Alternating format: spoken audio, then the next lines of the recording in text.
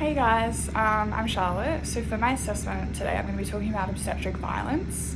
Obstetric violence is a form of gender-based violence that occurs within our healthcare system, encompassing disrespect, abuse, coercion, neglect during pregnancy, childbirth, and the postnatal period.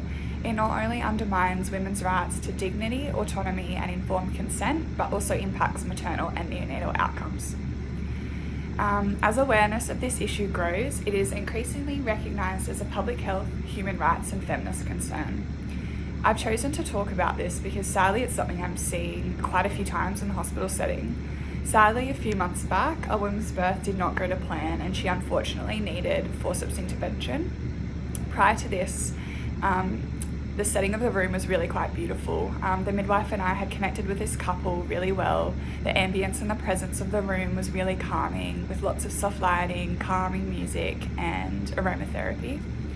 And we made sure to use women-centered language and care, and it was really quite lovely. Unfortunately, the baby did not tolerate the pushing that mum was doing during her contractions, and the CTG was not ideal. Due to hospital policies, this meant that she required medical intervention. So the doctor came into the room, explained to the patient and her family the need for the forceps delivery. All of the lights then came on. Lots of people came in, doctors, medical teams, the team leader, as well as us midwives, medical students as well. Everyone was now in the room. The doctor was inserting and pulling at the forceps extremely hard that the woman was being pulled off the bed. The woman was in tears, crying, and she looked as though she was on the brink of a panic attack while her partner tried to calm her down. The consultant then entered the room due to the extraction not working appropriately, and then he sat down and used language like, "What was her name again?" while sitting down at the end of the bed. The baby was finally born and the baby had no issues at birth. The few minutes passed and the trauma was written all over this poor lady's face, enough for her to ask us to remove the baby off her chest, and she stopped doing skin to skin. The dad held the baby for a little bit while I was with mum, trying to calm her down and just try and listen to her and just tell her to take some deep breaths. But then it got to the point where I felt like I needed to switch out with dad, and I held the baby while dad tried to comfort mum. It was really quite awful to watch as well, because dad was trying to almost put the baby onto mum, and she was just like, no, like I don't want anything to do with the baby right now, which was really quite awful. I cried in the bathroom after this birth.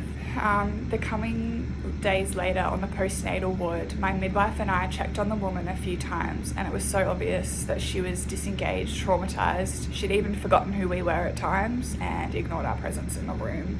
I definitely believe that she related us with the trauma that occurred with her that day. I still think about her and the family and the things that we could have done differently to support them at this time in their life. On reflection, why did all these people need to be in the room? Could we have given the woman more time to explain why and what was about to happen, especially considering the baby was born with no issues? Could the doctor have introduced themselves better? Should the original doctor have given up earlier after one go of not moving the baby and had assistance? Why was there no proper debrief? I have no doubt that this woman has extreme birth trauma and potential postnatal depression due to what happened after the birth of her baby. At the birth of her baby.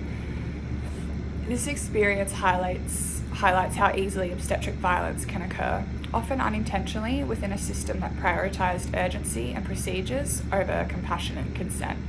While the clinical outcome of the scenario was a healthy baby, the emotional and psychological and human cost to the woman and her family was huge. Obstetric violence is not always about malicious intent, but can stem from systemic pressures, lack of communication, and disregard for a woman's voice in her own care. As healthcare providers, it is our responsibility to reflect on these moments, to advocate for women-centered practices, and to ensure that dignity, respect, and informed choice remain the core of maternity care.